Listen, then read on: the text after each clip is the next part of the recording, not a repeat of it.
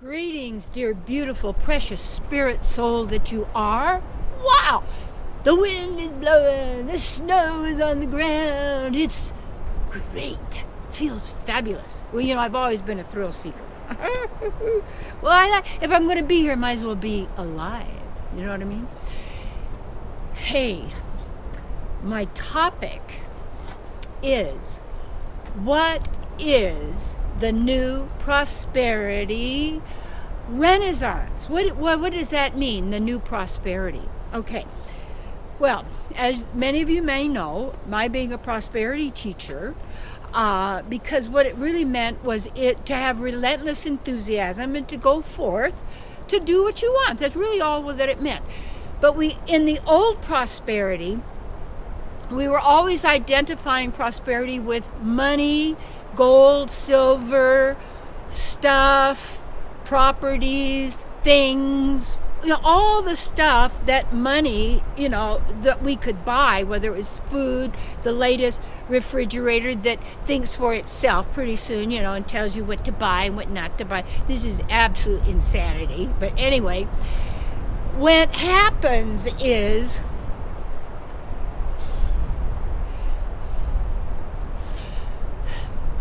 when we don't know and claim who we are, you see, then we're always trying to find out who we are from somebody else. They're going to let me know who I am. They're going to let me know if I'm valuable. They're going to make me feel good. They're going to accept me. They're going to get me. See, people want these little dopamine hits in the brain, a little release from their suffering. And like you say to people, how you feel? Well, I'm feeling no pain. Well, was that pleasure? No, but they're not feeling any pain right now. But the worm of anxiety is always in the stomach. And that run of the fear, about I'm going to die, or something's going to happen to me, or I'm not okay, or whatever it may be. So you want to see, the old prosperity was always about all this stuff on the outside is going to protect me from death, from pain, from suffering, from ridicule. It's going to give me security in the body, love, comfort, sense gratification, blah, blah, all these things. And all of this stuff is promoted all the time about us basically being consumers and then also producing so that we have money to consume more. It's basically the company store. And we've got a company store town here near Mount Shasta. It's called McLeod. And it's a beautiful town, beautiful buildings and everything, but it was the Hearst, basically, company town, lumbering wood company. And you see how they work, and you actually never get anywhere because it's the company, gives you the money, the script, which is Zeta, to actually do the thing, and you charge tax, you charge this and all that kind of stuff. So you see, all of the old prosperity is about a money system, and when you look at what real prosperity is you. And the new prosperity, to me, is a renaissance of our original state of being who we really are. Now, there are people who followed me before or were my students, and they think, oh, well, now you're out in the wilderness running around barefooted. Whatever happened to you? What about all of the Rolls Royce and the celebrity and the houses? Oh, that's fine. I did all kinds of stuff. And yet I used the money, whatever, and I used whatever property. I used all of it in my service, in my work, to others and to everything, because that to me was the purpose of it, and to go where I wanted to go, and to teach and to share and experience and all of this. So what it means then is that instead of equating prosperity with money and a money system and a system of materialism, where basically what's on the lower levels of existence, the lower planes, called the more demoniac levels, this is taught in the Vedas, they build cities that are monuments to materialism, but there's no nature, you see. And so when we perceive that our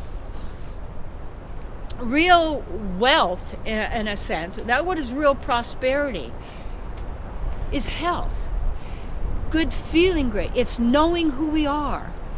It's having that inner knowing that if there's a talent or an ability or something you have to express that's going to be a contribution to people and be in harmony with nature and helpful to animals and people. See, that's real prosperity. And people say, whatever happened to you? Well, when I got to the top of what I thought was success in the world with my books and ministry and TV and everything, an Emmy-winning, television program, and all that, and it was fine because I got to experience that and go, well, that's really interesting. It's not really me, and it isn't really what I thought it was, and yet to be able to continue on my spiritual journey. And now, as the Renaissance comes about, and it's a remembering of who we are, in harmony with nature, not exploiting nature and destroying nature and building monuments of materialism, blah blah blah blah blah, and getting everybody into that. This is ours now. You see, this is our place now. And what we're doing is we're acknowledging the divine. And we're acknowledging that, yes, it can be good for all without anyone left out. And when we really get that's who we really are and what is possible,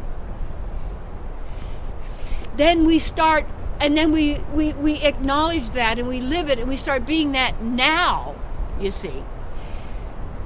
That's prosperity.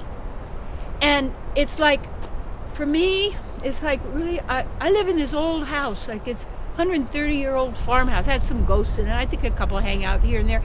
They don't hurt anybody. They talk to you every once in a while, yell out your name maybe. Anyway, I like old stuff and antiques or old furniture, and I've given away all my things over and over, crystals and antiques and jewels and money and, and yeah, I remember one time I had this one husband and he had this money that he was afraid something was going to happen, and I said, well, just give it to World Vision. It was like $1 million, give it to World Vision, because they feed the poor, and then find out later, they're not that. There's something else they're going, not good at all. But we all do what we need to do at the time. But let's shift our awareness from the old prosperity, which means you're exploited in the company store. And you're exploited to always know where you're going to buy and what you're going to do. Come on. You're bringing forth the real and the true. And that comes being in nature, being your own natural self, you see, being in harmony with you, and in going forth with enthusiasm with your products and your services. Not to become rich. You already are rich. Did you know I was born rich? That was my dad's name, Rich. It was actually Reich. R-E-I-C-H. Beautiful people. Yeah, beautiful. I know. Born, because I wanted to be born rich, so God has a sense of humor, so gave me the name. But you know what it did with the name? Too? To realize we are rich. We have a wealthy mother and father who love and adore us and give us, have part of them. We are already unified. And we're also all different. And there's absolute truth that works for everyone. And it's a respect of everyone. That's what we're bringing forth now. And it's not somebody's going to come with something and it's all going to be that way. No, it's that one to one to one. Get it now. Actualize it. Bring it forth. This is who you are. I know.